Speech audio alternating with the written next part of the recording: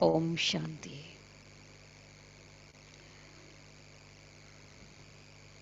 आज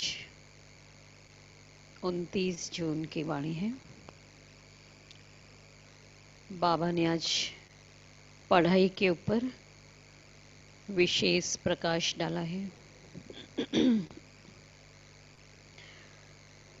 लौकिक में भी पढ़ाई की वैल्यू होती है, तो इस रूहानी ईश्वरीय विश्वविद्यालय यहाँ भी पढ़ाई की वैल्यू है। वो पढ़ाई तो हर क्लास में चेंज होती रहती है और वो पढ़ाई सबकी अलग अलग होती है। जिसका जैसा एम होगा वो पढ़ाई वैसी पढ़ते हैं। किसी को इंजीनियर बनना है, किसी को डॉक्टर बनना है, तो वैसी पढ़ाई पढ़ते हैं। लेकिन यहाँ बाबा कहते कि यहाँ तो हर बच्चे के लिए एक ही पढ़ाई है, और इस पढ़ाई को अच्छे से कौन पढ़ सकते हैं? कौन पढ़ सकते हैं? जो कि उस टीचर को अच्छे से पहचानते हैं। क्योंकि वो टीचर जो पढ़ाने वाला है वो गुप्त है, वो दिखाई नहीं देता है, और पढ़ने वाले हम भी गुप्त हैं। तो बाबा ने कहा पढ़ाई ही तुम्हारी पहली पहली यही है कि अपने आप को पहचानो। और इस पढ़ाई से हम क्या बनेंगे? बेगर टू प्रिंस बनेंगे। तो मतलब हमें पहले बेगर बनना है, फिर प्रिंस बन सकते हैं। प्रिंस टू प्रिंस बनने की पढ़ाई नहीं है। अभी हम अपने को साहूकार समझेंगे, अभी हमें बाहरी चीज़ों का नशा रहेगा, अल्पकाल की प्राप्तियों का अभिमान नशा रहेगा, तो हम इस पढ़ाई को अच्छे से नहीं पढ़ सकते हैं। इसलिए बेगर बनना मतलब हमारा कुछ नहीं, नहीं मेरा कुछ नहीं। बाबा तो कहते हैं शरीर भी आपका नहीं है, इस शरीर से भी बेगर बन जाओ, तब आप अच्छे से ये पढ़ाई पढ़ सकते हो। तब आपको प्रिंस का शरीर मिलेगा, और प्रिंस मतलब सब कुछ भरपूर। उदाहरण भी बाबा ने बताया ब्रह्मा बाबा का, कि सामने देखो ब्रह्मा बाप ने सब कुछ छोड़ा, और उन्होंने तो अपना नाम तक का भी त्याग कर दिया है ना। ये है देह सहित देह के सब संबंधों का त्याग। तब ब्रह्मा बाबा का रिजल्ट शिव बाबा ने आउट कर दिया है कि यही नंबर 1 प्रिंस बनेंगे।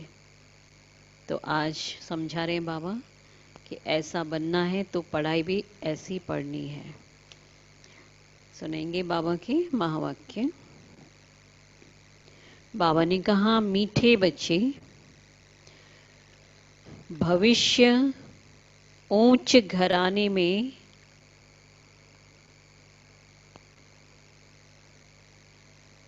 आने का आधार है पढ़ाई।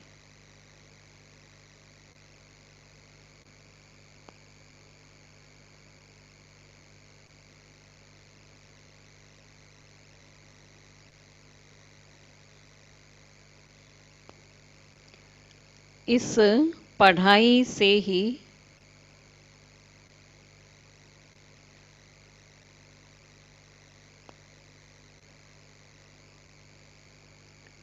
तुम बेगर टू प्रिंस बन सकते हो।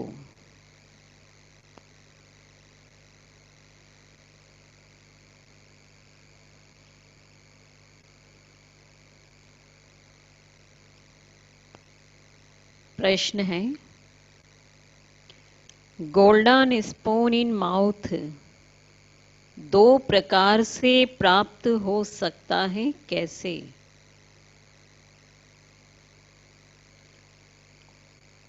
गोल्डन स्पून इन माउथ दो प्रकार से प्राप्त हो सकता है। मतलब समझ में आया? गोल्डन स्पून इन माउथ मतलब साहूकार ही या राजा ही घर में जन्म लेना, या साहूकार के घर में जन्म। कि बच्चे को जन्म से ही है सोने की चम्मच से उसको दूध आदि पिलाया जाए, सोने की चम्मच मुख में हो। तो ऐसी साहूकारी राजाई दो प्रकार से प्राप्त हो सकती है। कैसे? हम्म, बेगर बनने से और महादानी बनने से। अच्छा, और पढ़ाई और योग से। अच्छा, दान और पढ़ाई से। उत्तर बताया बाबा ने, एक भक्ति में दान पुण्य करने से,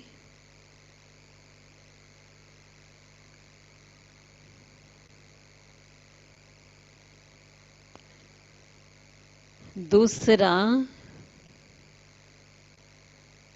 ज्ञान में पढ़ाई से।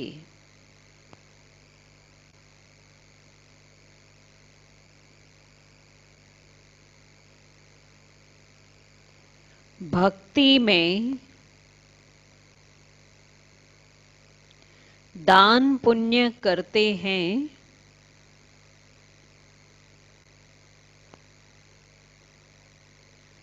तो राजा या साहूकार के पास जन्म लेते हैं।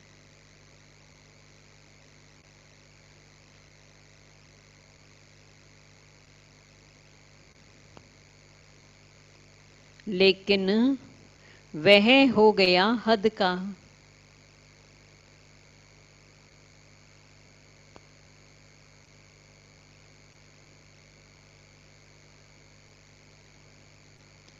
तुम ज्ञान में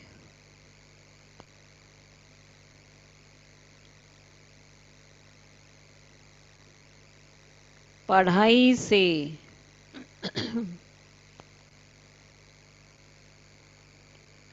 गोल्डन स्पून इन माउथ पाते हो।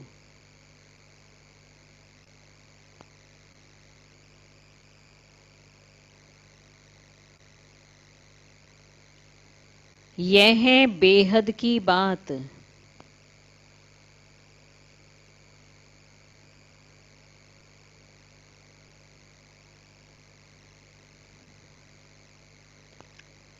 भक्ति में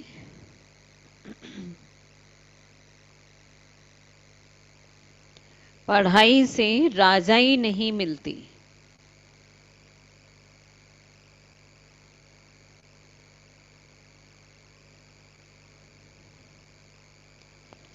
यहाँ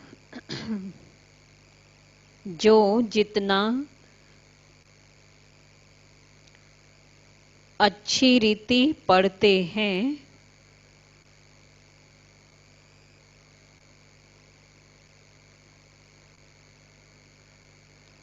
उतना ऊंच पद पाते हैं।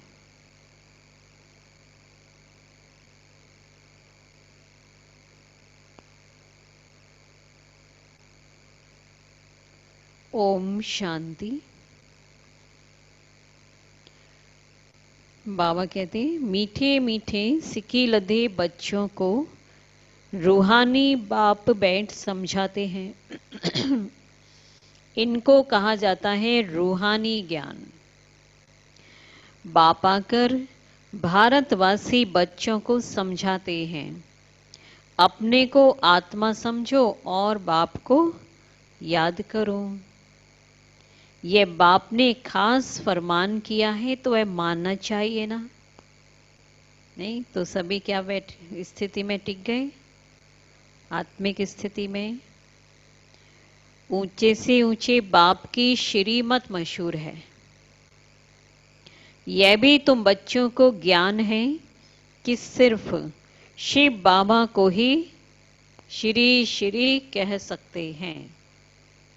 डबल श्री शिव बाबा को ही कह सकते हैं आज, लेकिन आजकल तो सन्यासी आदि भी लगा लेते हैं, शंकराचार्य आदि। हाँ, लेकिन ये बाबा ने बताया क्योंकि उनको तो श्री का अर्थ भी पता नहीं है। तो बाबा कहते हैं श्री माना श्रेष्ठ, तो वही श्री श्री बनाते हैं। श्रेष्ठ से श्रेष्ठ बनाते हैं। तो बच्चों को अभी पता पड़ा है कि इन्हों को बाप ने ऐसा बनाया, किन्हों को? लक्ष्मी नारायण को, देवताओं को। तो हम अभी नई दुनिया के लिए पढ़ रहे हैं। नई दुनिया का नाम ही है स्वर्ग, अमरपुरी। महिमा के लिए नाम बहुत हैं। कहते भी हैं स्वर्ग और नरक। फलाना स्वर्गवासी हुआ तो गोया क्या थे, नरकवासी थे ना। परंतु मनुष्यों में इतनी भी समझ नहीं है। स्वर्ग, नरक, नई दुनिया, पुरानी दुनिया किसको कहा जाता है कुछ भी जानते नहीं हैं। बाहर का भभका कितना है। पुरानी दुनिया कोई अभी नया ही समझ के चलते हैं ना, क्योंकि नए नए इन्वेंशन हो रहे हैं, बाहरी भभका बढ़ रहा है, तो सोचते हैं कि यही नई नया बन रहे हैं। तुम बच्चों में भी थोड़े हैं जो समझते हैं कि बरोबर हमको बाप पढ़ाते हैं। हैं ऐसा है क्या? यहाँ जो सुनने वाले हैं उनमें ऐसा क्या नहीं समझते? थोड़े की लिस्ट में तो नहीं है ना। 100% निश्चय है कि हमको बाप पढ़ाते हैं और हम यह लक्ष्मी नारायण बनने के लिए आए हैं। हम बेगर टू प्रिंस बनेंगे। पहले पहले हम जाकर राजकुमार बनेंगे। ये पढ़ाई है। जैसे इंजीनियरिंग, बैरिस्ट्री आदि पढ़ते हैं तो बुद्धि में रहता है कि हम घर बनाएंगे, फिर हम ये करेंगे, या हम और डॉक्टर है तो हम डॉक्टर बनेंगे, फिर ये करेंगे। हर एक को अपना कर्तव्य स्मृति में आ जाता है। पढ़ाई पढ़ते पढ़ते ही तो आता है ना कि बस ये पढ़ाई कंप्लीट हुई और मैं जाकर फिर ऐसा बनूंगा। तुम बच्चों को जाकर बड़े ऊंच घर में जन्म लेना है इस पढ़ाई से। इसलिए इस पढ़ाई को पढ़ते पढ़ते समय ही, पढ़ने के टाइम में ये स्मृति में आ जाना चाहिए कि बस पढ़ाई कंप्लीट होगी, जाके हम देवता बन जाएंगे। हम देवता होंगे तो कैसे होंगे, कैसी हमारी ड्रेस होगी, कितना सुंदर ताज होगा, प्योरिटी का भी ताज होगा, चमक होगी, तो वो वह एकदम सामने लाना चाहिए। तो बाबा ने कहा तो जो जितना जास्ती पढ़ेगा उतना बहुत ऊंच घर में जन्म लेगा। राजा के घर में जन्म ले, फिर राजा ही चलानी है। गाया भी जाता है गोल्डन स्पून इन माउथ। एक तो ज्ञान द्वारा यह गोल्डन स्पून इन माउथ मिल सकता है। दूसरा, अगर दान पुण्य अच्छी रीति करें तो भी राजा के पास जन्म मिलेगा, परंतु वह हो गया हद का, बिगर बाप के परिचय के। और दान पुण्य करके भी प्राप्ति तो होती है ना, लेकिन वो है हद की, जो कि भक्ति में होती आई है। लेकिन ये है बेहद का। हर एक बात अच्छी रीति समझो। कुछ भी समझ में न आए तो तब क्या करो? तो पूछ सकते हो। नोट करो कि ये बातें बाबा से पूछनी है। नोट करना चाहिए कि ये बात समझ में नहीं आई है, ये बातें में पूछनी है। मुख्य है ही बाप के याद की बात।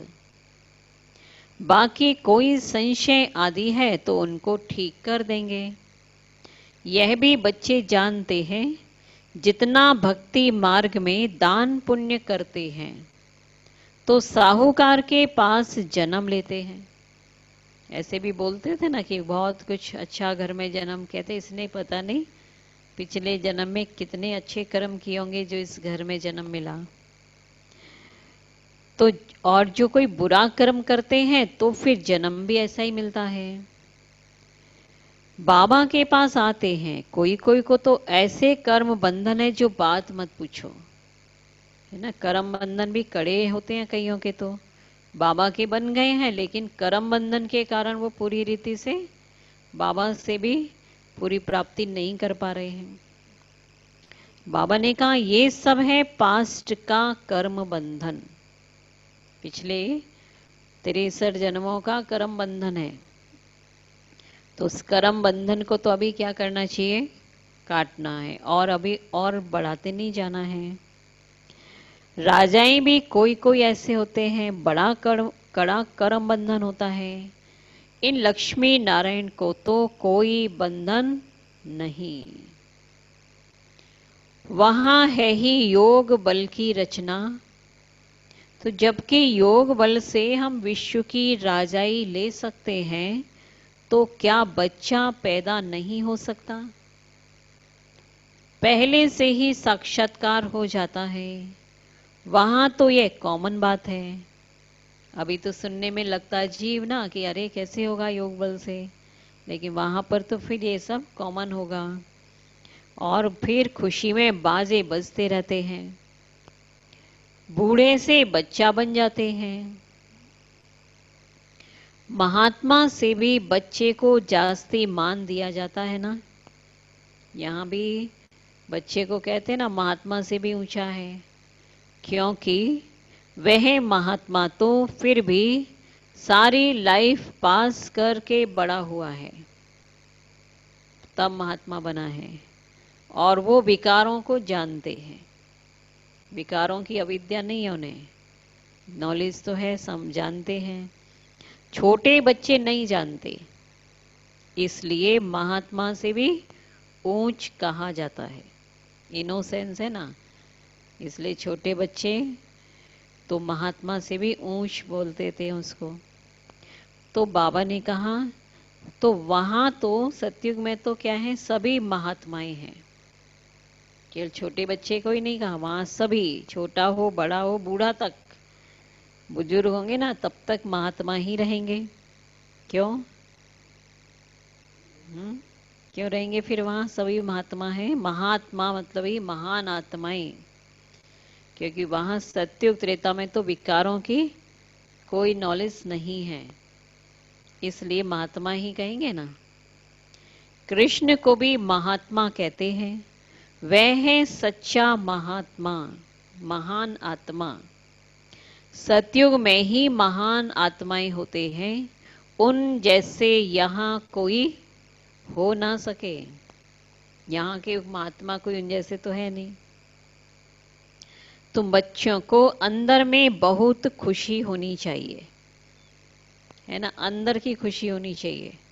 एक तो है बाहर की खुशी होती है और अंदर में खुशी नहीं है, लेकिन अंदर की जो खुशी होगी ना, तो बाहर वो जो प्रैक्टिकल में दिखाई देगी, जो बनावटी खुशी नहीं होगी वो।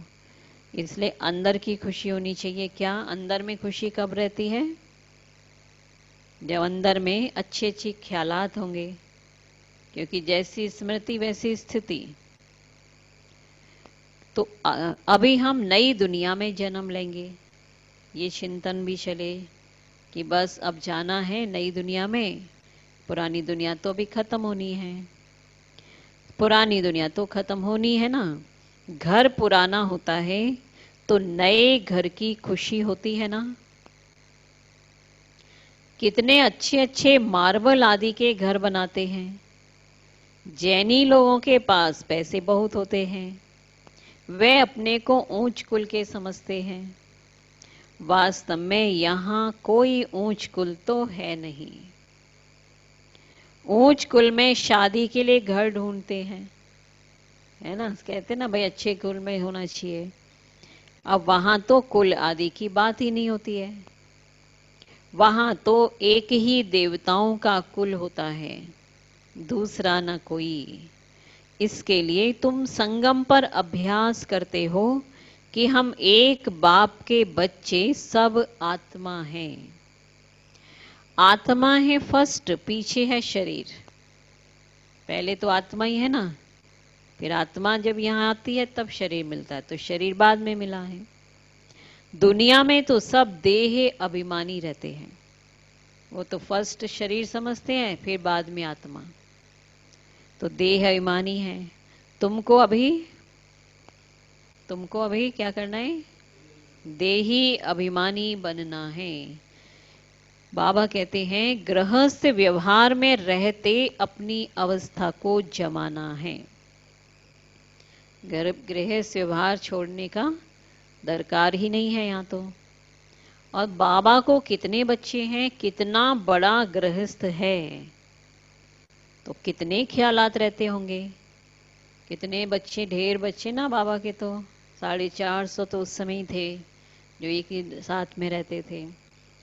और इनको बाबा के देखिए, इनको तो कितने ख्यालात रहते हैं, इनको भी मेहनत करनी पड़ती है। इनको ब्रह्मा बाबा को, इनको भी मेहनत करनी पड़ी। बाबा कहते मैं कोई सन्यासी नहीं हूं, बाप ने इनमें प्रवेश किया है। ब्रह्मा विष्णु शंकर का चित्र भी है ना, ब्रह्मा है सबसे ऊंच, तो उनको छोड़ बाप किस में आएंगे। ब्रह्मा कोई नया पैदा नहीं होता है ना, इसलिए ब्रह्मा का कोई बचपन तो दिखाया ही नहीं है, ब्रह्मा का कोई माता पिता नहीं दिखाया है, हमेशा ब्रह्मा को बूढ़े रूप में दिखाया है। तो ये भी समझ में आ जाता है ना, तो ये ब्रह्मा तो अभी का है। और ब्रह्मा के द्वारा सृष्टि रची, तो बाबा ने कहा तो मैं जिस तन में आता हूं वही आदि देव ब्रह्मा बनता है। और ब्रह्मा कोई नया पैदा नहीं होता है, देखते हो ना कि इनको कैसे एडॉप्ट करता हूं। और तुम कैसे ब्राह्मण बनते हो, ये ब्रह्मा की मुख वंशावली, कैसे ब्राह्मण बन गए, ज्ञान सुना, पहचाना बाप को और ब्राह्मण बने। इन बातों को तुम ही जानो और क्या जाने। कहते हैं यह तो जौहरी था, इनको तुम ब्रह्मा कहते हो, है ना, बोलते थे ना लोग, अरे ये तो जौहरी था, लेखराज था, और इनको ब्रह्मा कहने लगे। कोई कोई कहते हैं यही अपने को ब्रह्मा कहलाते हैं, भगवान कह रहे हैं। उन्हों को क्या पता कि इतने ब्राह्मण ब्राह्मणियां कैसे पैदा होंगे, एक एक बात में कितना समझाना पड़ता है। ये बहुत गुह्य बातें हैं ना। यह ब्रह्मा व्यक्त है और वह अव्यक्त है। ये कब की बात थी, जब व्यक्त में थे, साकार में थे ना ब्रह्मा, तब बाबा ने कहा इनका अव्यक्त स्वरूप मतलब कंप्लीट संपूर्ण स्वरूप ऊपर में है। तो जो संदेशियां जाती थी ना वहां देख के आती थी कि वो ऊपर वाला अव्यक्त ब्रह्मा तो बहुत चमक वाला है, बहुत लाइट का है, और ये वाले ब्रह्मा में अभी वो लाइट नहीं है। तो बाबा ने बहुत पुरुषार्थ करते करते अपने को उस स्टेज तक पहुंचाया। इसलिए बाबा ने बताया ना कि ये तो ब्रह्मा व्यक्त में है और इन्हीं का संपूर्ण स्वरूप अव्यक्त रूप में ऊपर में है, सूक्ष्म वतन में। यह पवित्र बन फिर अव्यक्त हो जाते हैं। अव्यक्त स्वरूप है ना उनका, ब्रह्मा बाबा का, इसलिए उन्होंने दूसरा शरीर तो फिर लेना ही नहीं है। तो फिर वो अव्यक्त स्वरूप से भी ब्रह्मा का पाठ चल रहा है। यह कहते हैं कि मैं इस समय पवित्र नहीं हूं, ऐसा पवित्र बन रहा हूं। प्रजापिता तो यहां ही होना चाहिए ना, नहीं तो कहां से आए। बाप खुद समझाते हैं कि मैं पतित शरीर में आता हूं, जरूर इनको ही प्रजापिता कहेंगे, सूक्ष्म वतन में नहीं कहेंगे प्रजापिता। सूक्ष्म वतन में तो क्या है, संपूर्ण ब्रह्मा है, अव्यक्त ब्रह्मा है, तो वहां प्रजापिता नहीं कहेंगे। वहां प्रजा क्या करेगी, प्रजा तो यहाँ चाहिए। चलो बाबा को याद करते हैं। बाबा कहते हैं सूक्ष्म वतन में तो इनको क्या प्रजापिता नहीं कहेंगे, वहां प्रजा क्या करेंगी, यह इंडिपेंडेंट पवित्र बन जाते हैं। जैसे यह भी पुरुषार्थ करते हैं वैसे तुम पुरुषार्थ कर इंडिपेंडेंट पवित्र बन जाते हो। इन्होंने पुरुषार्थ किया ना ब्रह्मा बाबा ने, ऐसा नहीं उनके तन में शिव बाबा आया तो कोई पुरुषार्थ नहीं करना पड़ा, लेकिन सबसे ज्यादा पुरुषार्थ किया। फिर बाबा ने कहा तो स्वर्ग अलग और नरक अलग है, अभी तो कितना टुकड़ा टुकड़ा हो गया है ना, नरक के तो कितना टुकड़े टुकड़े हो रहे हैं। 5000 वर्ष पहले की बात है, जबकि इनका राज्य था। वो लोग फिर लाखों वर्ष कह देते हैं। ये बातें समझेंगे भी वही जिन्होंने कल्प पहले समझा होगा। तुम देखते हो यहां मुसलमान, पारसी आदि सब आते हैं। खुद मुसलमान फिर हिंदुओं को नॉलेज दे रहे हैं, वंडर है ना। मतलब बाबा के बच्चे बनते हैं, ऐसे भी हैं। तो फिर वो अच्छा से समझ में आ गया उनको, वो मुसलमान धर्म में, लेकिन वो बाबा को पहचान लिया, बाबा का एडॉप्टेड बच्चा बन गया। तो क्या बन गया वो? ब्राह्मण। और वो ब्राह्मण भी फिर हिंदू धर्म वालों को भी नॉलेज देगा, है ना। तो ये है ना, ऐसे बहुत सारे हैं। समझो कोई सिख धर्म के हैं, वह भी बैठ राजयोग सिखलाते हैं, क्योंकि यहाँ तो पढ़ाई एक ही है ना सबके लिए, सब आत्मा की पढ़ाई है। चाहे वो मुस्लिम धर्म में का हो, सिख धर्म का हो, पारसी हो, चाहे हिंदू धर्म का हो, सब आत्मा तो सब एक जैसी है। तो ये आत्मा की पढ़ाई है। तो बाबा वही बता रहे हैं। तो जब आत्मा को समझ गया तो वो भी फिर आत्मा का ही ज्ञान और बाप से जो लिया हुआ ज्ञान वही देंगे। अब ऐसा थोड़ी कि सिख धर्म वाला फिर अपना ज्ञान सुनाएगा बैठ के। तो बाबा ने कहा जो कन्वर्ट हुए हैं वह फिर ट्रांसफर हो देवता कुल में आ जाएंगे। सैपलिंग लगता है ना, तुम्हारे पास क्रिश्चियन, पारसी भी आते हैं, बौद्धी भी आएंगे। तुम बच्चे जानते हो कि जब समय नजदीक आएगा तब चारों ओर से हमारा नाम निकलेगा। एक ही भाषण तुम करेंगे तो ढेर तुम्हारे पास आ जाएंगे और सबको स्मृति आ जाएगी कि हमारा सच्चा धर्म यह है। और वो समय अभी आने ही वाला है, आ ही गया समझो। तो जो हमारे धर्म के होंगे वो सब आएंगे तो सही ना। लाखों वर्ष की बात नहीं है। तो बाप बैठ समझाते हैं कि तुम कल देवता थे, अभी फिर देवता बनने के लिए बाप से वर्षा ले रहे हो। तुम सच्चे सच्चे पांडव हो। पांडव अर्थात पंडे, वो हैं जिस्मानी पंडे। तुम ब्राह्मण हो, रूहानी पंडे। तुम अभी बेहद के बाप से पढ़ रहे हो। ये नशा तुमको बहुत होना चाहिए। क्या नशा है? किससे पढ़ रहे हैं? टीचर का नशा होता है ना, कि हमारा टीचर इतना अच्छा, इतना ऊंचा। तो ये नशा होना चाहिए, बेहद का बाप, भगवान हमारा टीचर। तो हम बाप के पास जाते हैं जिनसे बेहद का वर्षा मिलता है। वे हमारा बाप भी है, टीचर भी है। इसमें पढ़ने के लिए कोई टेबल कुर्सी आदि की दरकार नहीं है। यह है तुम लिखते हो सो भी अपने पुरुषार्थ के लिए, है ना। लिख रहे हो तो वो भी अपने आगे काम आएगा, उसके लिए लिख रहे हो। वास्तव में यह समझने की बात है। समझते जाओ तुरंत और लिखते भी जाओ, ताकि फिर आगे कभी डायरी उठा के देखो, अच्छा ये भी बात बाबा ने उस दिन बताई। श्री बाबा तुमको पत्र लिखने के लिए ये पेंसिल आदि उठाते हैं। श्री बाबा भी तो लिखते ना पत्र, बच्चों को पत्र लिखते थे ना ब्रह्मा बाबा के द्वारा। बच्चे भी समझेंगे शिव बाबा के लाल अक्षर आए हैं।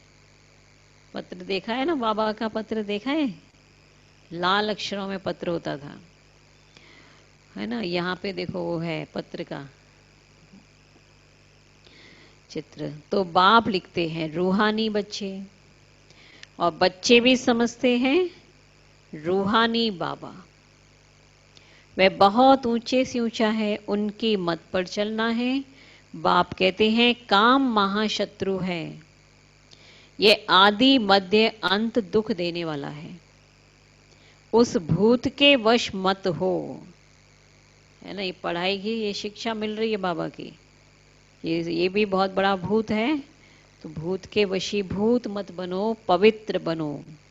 तुम बुलाते भी है ना कि हे पतित पावन आओ, थे बुलाते थे। तुम बच्चों को अभी बड़ी ताकत मिली है राज्य करने की, जो कोई जीत पा न सके।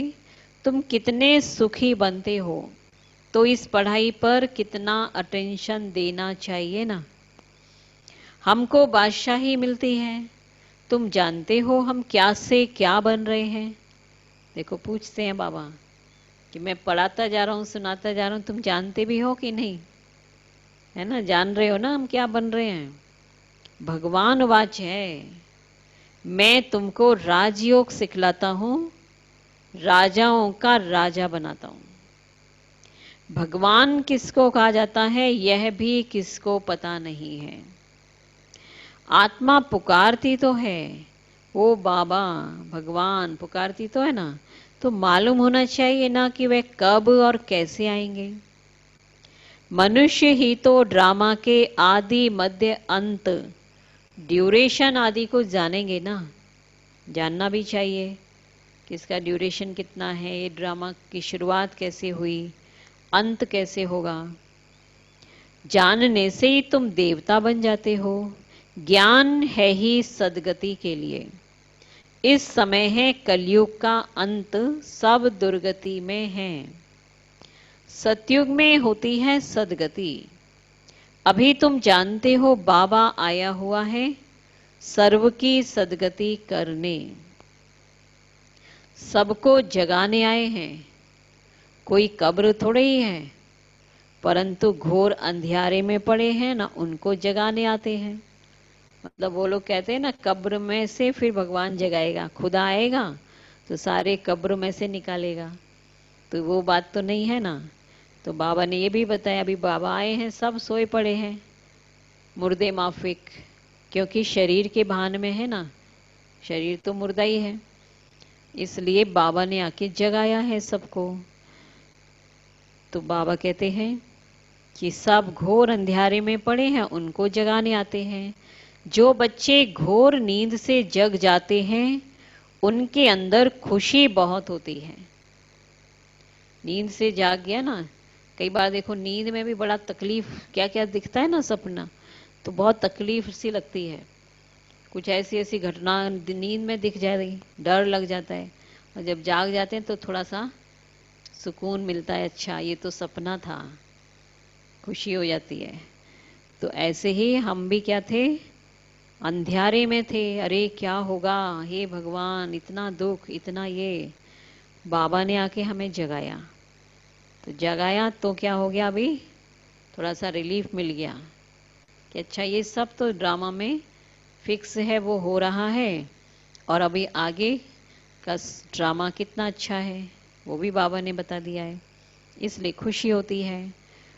तो बाबा कहते हैं अभी तुम बच्चे जानते हो हम शिव बाबा के बच्चे हैं, कोई किस्म का फिक्र नहीं है। बाप हमको विश्व का मालिक बनाते हैं, रोने का नाम नहीं। ये है रोने की दुनिया, वह है हर्षित रहने की दुनिया।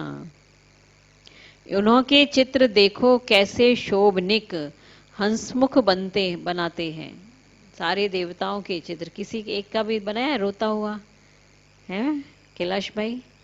कोई भी देवी देवता का चित्र कहीं भी जाओ पूरे भारत में, क्या विदेश तक में भी, तो सब देवताओं का चित्र तो हमेशा मुस्कुराता हुआ ही बनाएंगे, देवी देवताओं का, देवियों का भी। तो बाबा ने कहा चित्र ही देखो कितने शोभनिक हैं, वे फीचर्स तो यहाँ निकाल ना सके। बुद्धि से समझते हैं, इन जैसे फीचर्स देखने में आते हैं। तो मीठे मीठे बच्चों को अभी स्मृति आई है कि भविष्य में अमरपुरी के हम प्रिंस बनेंगे। इस मृत्यु लोक को, इस भंभोर को आग लगनी है। सिविल वार में भी एक दो को मारते कैसे हैं, किसको हम मारते हैं वो भी पता नहीं पड़ता है। हाहाकार के बाद जय जयकार होनी है, तुम्हारी विजय, बाकी सब विनाश हो जाएंगे।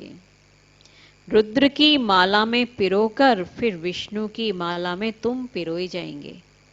पहले जाएंगे हम बाबा के घर, शिव परम धाम जाएंगे ना, और फिर वहां से नंबरवार विष्णु की माला में समाते जाएंगे, सतयुग में आएंगे।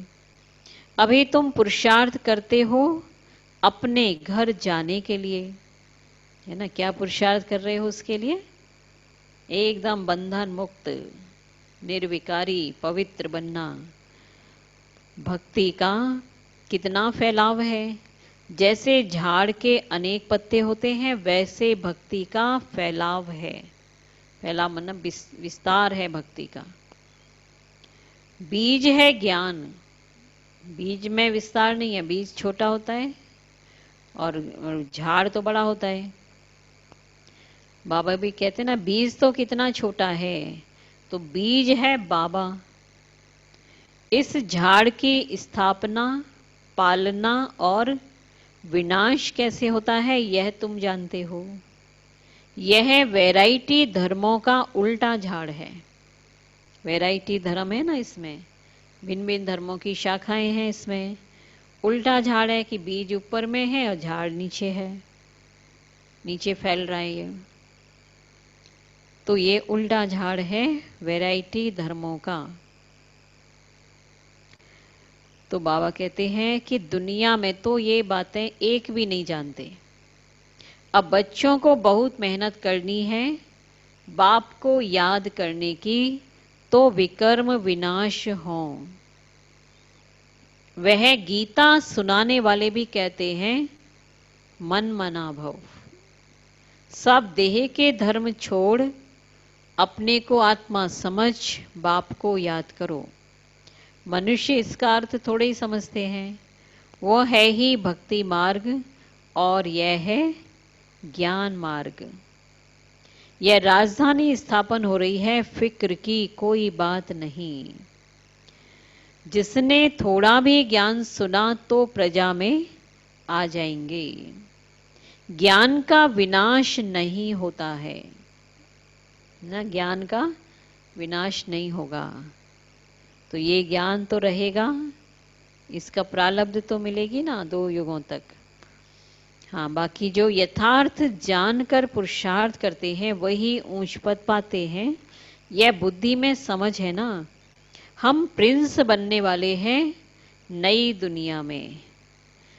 स्टूडेंट इम्तिहान पास करते हैं तो उनको कितनी खुशी होती है। तुमको तो 1000 बार जास्ती अतीन्द्रिय सुख होना चाहिए कि हम सारे विश्व के मालिक बनते हैं। कोई भी बात में, अब विश्व के मालिक बनने वालों को क्या शिक्षा मिल रही है कि कोई भी बात में कभी भी रूठना नहीं है ना। किसी से भी रूठना नहीं है, नाराज नहीं होना है। ब्राह्मणी से नहीं बनती है, बाप से रूठते हैं, पढ़ाई छोड़ देते हैं। अरे तुम बाप से बुद्धि का योग लगाओ ना। उनको तो प्यार से याद करो कि बाबा बस आपको ही याद करते करते हम घर आ जाएंगे। अच्छा, मीठे मीठे सिकी लधे बच्चों प्रति माता पिता बाप दादा का याद प्यार और गुड मॉर्निंग। रूहानी बाप की रूहानी बच्चों को नमस्ते। हम रूहानी बच्चों की रूहानी बाप दादा को याद प्यार, गुड मॉर्निंग, नमस्ते नमस्ते नमस्ते। शुक्रिया बाबा, शुक्रिया। धारणा के लिए मुख्य सार है नंबर 1, किसी भी बात का फिक्र नहीं करना है।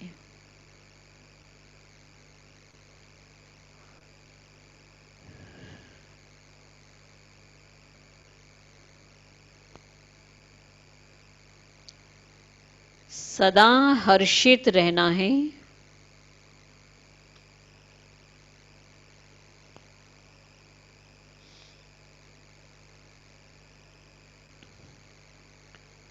स्मृति रहे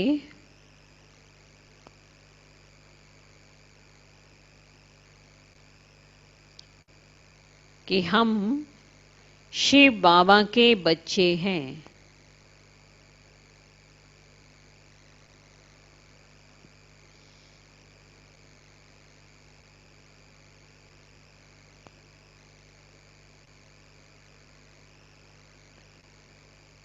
बाप आए हैं।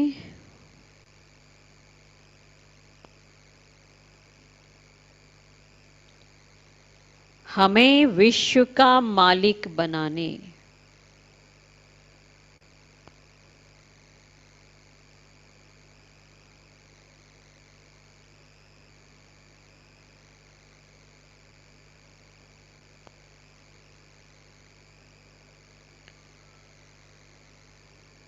दूसरा नंबर,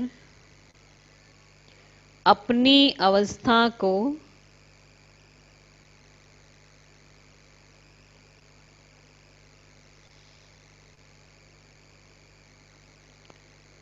एक रस बनाने के लिए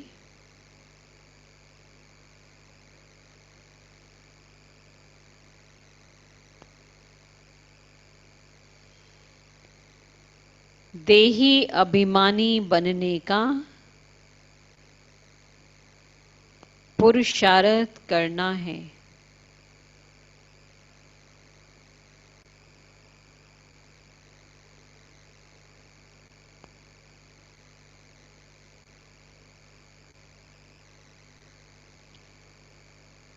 इस पुराने घर से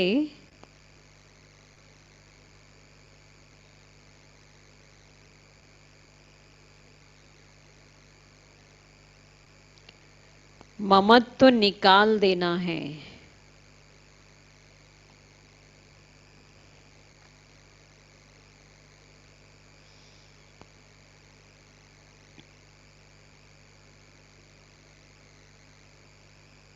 वरदान है, बंधनों के पिंजड़े को तोड़कर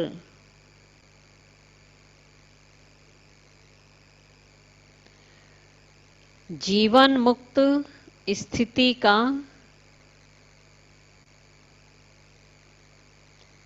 अनुभव करने वाले सच्चे ट्रस्टी भव।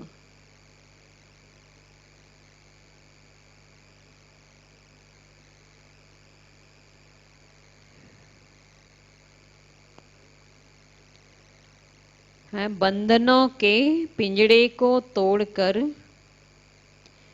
जीवन मुक्त स्थिति का अनुभव करने वाले सच्चे ट्रस्टी भव। इसका विस्तार सुने। शरीर का व संबंध का बंधन ही पिंजड़ा है ना। आत्मा कहाँ फंसी है? हाँ, शरीर में व शरीर के संबंधियों में। तो यदि इसमें बंधन में है हम, तो वो जैसे कि पिंजड़े में बंद है। बाबा जो कहते हैं कि फर्ज अदाई भी निमित्त मात्र निभानी है, लगाव से नहीं, तब कहेंगे निर्बंधन। और फर्ज अदाई भी निभानी है, शरीर है उसकी संभाल भी करनी है, बाकी जो संबंध है उनकी भी फर्ज अदाई है, जिम्मेवारी है, वो निभानी है। लेकिन क्या बताया? निमित्त मात्र। कई बार फर्ज अदाई में भी हम पूरे तरह से एकदम लिप्त हो जाते हैं, है ना, उसी में एकदम और फंस जाते हैं। तो वो क्या होता है, और बंधन मजबूत हो जाते हैं। तो बाबा ने कहा फर्ज अदाई निभाओ, लेकिन निमित्त मात्र, लगाव से नहीं, तब कहेंगे निर्बंधन। जो ट्रस्टी बनकर चलते हैं वही निर्बंधन है। यदि कोई भी मेरापन है तो पिंजड़े में बंद है। अभी पिंजड़े की मैना से फरिश्ते बन गए, इसलिए कहाँ जरा भी बंधन ना हो।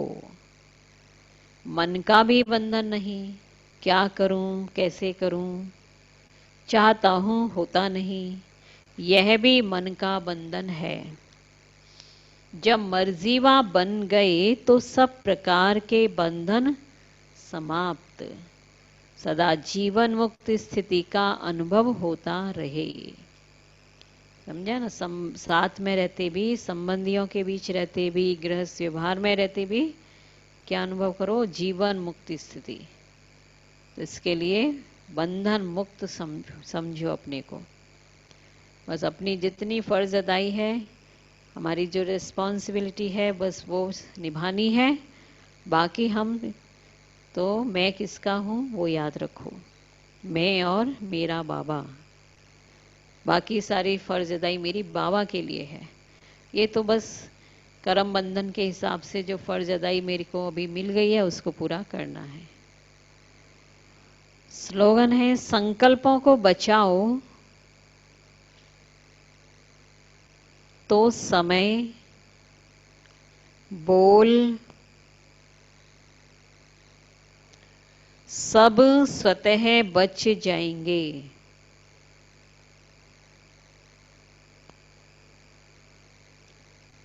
संकल्पों को बचाओ तो समय, बोल सब स्वतः बच जाएंगे। है ना? संकल्प का ही मेन है ना। पहले संकल्प आता है, बाद में बोल आता है, बाद में कर्म होते हैं। समय भी बचेगा। ओम शांति। किसी भी बात का फिक्र नहीं करना है। क्यों नहीं करना है? बाबा हमारे साथ है, बाबा भी साथ है, ड्रामा फिक्स है ना? ड्रामा, और बाबा ने बोला ना, तो जो जो ड्रामा के एक्टर होते हैं ना, तो उनको ड्रामा की पूरी नॉलेज तो होनी चाहिए कि जिस नाटक में आप पार्ट बजा रहे हो, तो नाटक का आदि से अंत तक का क्या है, वो नाटक कैसा है, इस नाटक में और कौन कौन है, पता होना चाहिए। और जिनको पता रहता है ना, वो फिर बेफिक्र रहते हैं। और पता नहीं होता है तो वो लोग को फिर चिंता रहती, पता नहीं इसका स्टार्टिंग कैसे हुई थी, है ना? डाउट ही होता रहेगा ना, एंड क्या होगा। तो सारा पहले तो वो लोग नॉलेज लेते हैं, उसके बाद वो फिर उसमें एक्टिंग करते हैं। तो हमें तो बाबा ने कहा कि आपको तो आपका एक्टिंग पहले शुरू हो गई, बाकी इस ड्रामा की नॉलेज बाद में मिली आपको। तो जब ड्रामा की नॉलेज मिली है ना, तब जाके बेफिक्र हुए, नहीं तो पता ही नहीं था ना आगे क्या होगा, क्या होगा, ऐसा क्यों हुआ, मेरा पार्ट ऐसा क्यों हुआ। तो चिंता में थे, इतने वर्ष इतने जन्म चिंता में बिता दिए। लेकिन अभी निश्चिंत जीवन, कि जो होना है वो क्यों होना है, और उसमें क्या राज है, क्या कल्याण है, सब कुछ बाबा ने बताया है। इसलिए बेफिक्र, है ना? और क्या समझाया अब? हाँ, पिंजड़े कहाँ, मैना, पिंजड़े की मैना मत बनो। बंधन मुक्त। हम्म? रूठना नहीं है, रोना नहीं है। रोने वाले बच्चे पसंद नहीं है बाबा को। मना किया ना बाबा ने कि रोना भी नहीं है और रूठना भी नहीं है। अभी बताएं, दूरदर्शी बाबा के बच्चे, बताइए। प्लस बनाने के लिए अशरीरी बनने का पुरुषार्थ करना है। असंग देही होगा अभिमानी का पुरुषार्थ करना है। करना। और क्या बताएं, और कुछ यहाँ बताएं। यहाँ पढ़ा सबका लिए एक ही है, वो हिंदू हो या मुस्लिम हो या सिख हो या क्रिश्चियन हो, सबका लिए एक ही हो।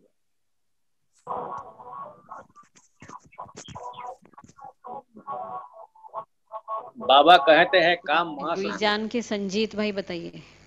और शांति दीदी, ओम शांति। वो सच्चाई पता चलने का बाद में भी मुस्लिम भी हिंदू को समझा सकते हैं।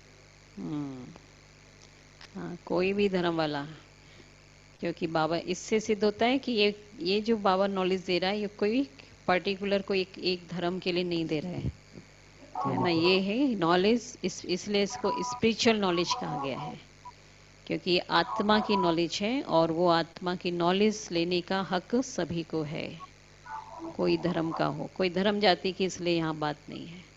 दूसरे धर्म वाला भी इस ज्ञान को अच्छे से उठाकर नंबर आगे ले सकता है। जो ऐसे प्रैक्टिकल में बहुत सारे उदाहरण हैं इस यज्ञ में। बरुआ भाई बताइए। उन्होंने बोला कि अगर संकल्प बैठा लेंगे तो गोल समय सतही बस जाएगा। मतलब संकल्प में बसेंगे तो गोल और समय दोनों सतही बस जाएगा। ये आज स्लोगन हम लोग के लिए बहुत लाभजनक संकल्प स्लोगन बताया आपने। हाँ हाँ जी। इसे संकल्प पे पूरा ध्यान देना, ये बात बिल्कुल अच्छा राइट है। क्योंकि सारा तो खेल संकल्प से ही होता है ना। वाणी भी बाद में निकलती है ना, कर्म भी बाद में होते हैं, पहले तो संकल्प उठता है। और जब संकल्प को ठीक किया तो वाणी भी ठीक रहेगी, कर्म भी ठीक रहेगा, तो समय तो अपने आप हमारा अच्छा ही होगा। इसलिए आज के बाबा के महावाक्यों से हमने क्या सारा दिन अटेंशन देंगे। एक तो इस पढ़ाई का पूरा नशा रखना है। पढ़ाने वाला कौन है? जैसे वो स्टूडेंट हैं तो उनको लौकिक पढ़ाई का नशा होता है ना, तो यहाँ हमें ईश्वरीय पढ़ाई का भी उतना ही, उससे भी जास्ती नशा होना चाहिए। तो ये पढ़ाई एक तो साथ भी चलेगी, और पढ़ाने वाला कौन है? ऊंचे से ऊंचा सुप्रीम टीचर। इसलिए सारा दिन आज इस पर बहुत अंदर से खुशी होनी चाहिए, खुशी में रहते हुए और इसका मनन चिंतन करते रहें। सुप्रीम टीचर को एकदम साथ अनुभव करें। थैंक्स देते रहो बाबा को कि बाबा कितना ऊंची पढ़ाई आप हमें पढ़ाते हो, रोज रोज पढ़ाते हो। ठीक है, ओम शांति। ओम चलिए शांति। बाबा को याद करेंगे।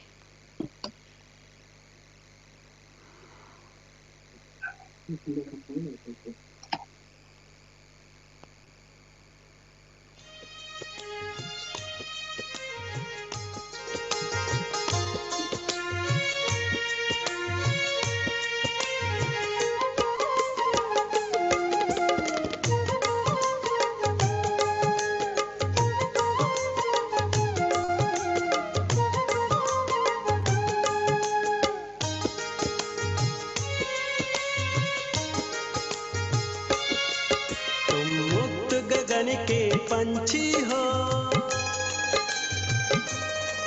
तुम मुक्त गगन के पंछी हो, अब उड़ते ही जाना है। हंसना नहीं किसी डाल पर, अब सबको तुम्हें उड़ाना है। तुम मुक्त गगन के पंछी हो, अब उड़ते ही जाना है। हंसना नहीं किस डाल पर, अब सबको तुम्हें उड़ाना है। तुम मुक्त गगन के पंछी हो।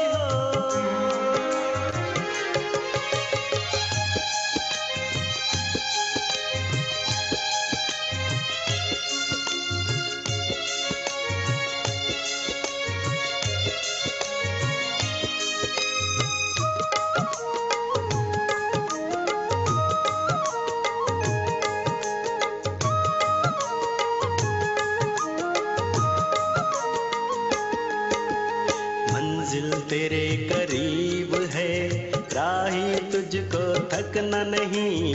कितने आए आंधी तूफान, पल भर तुमको रुकना नहीं।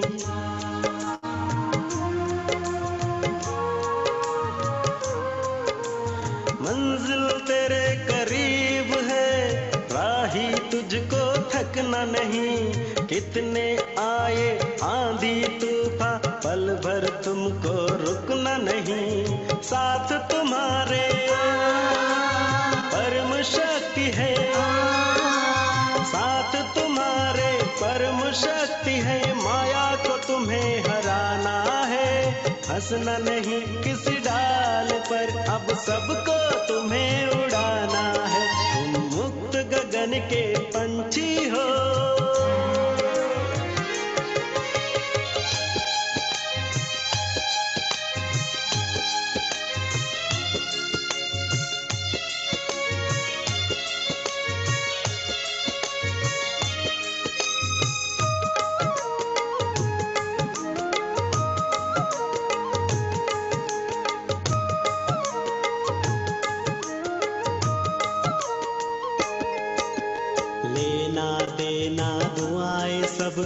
सोमान सत्कार से, सुखमय ये संसार होगा, मिलके रहो बड़े प्यार से।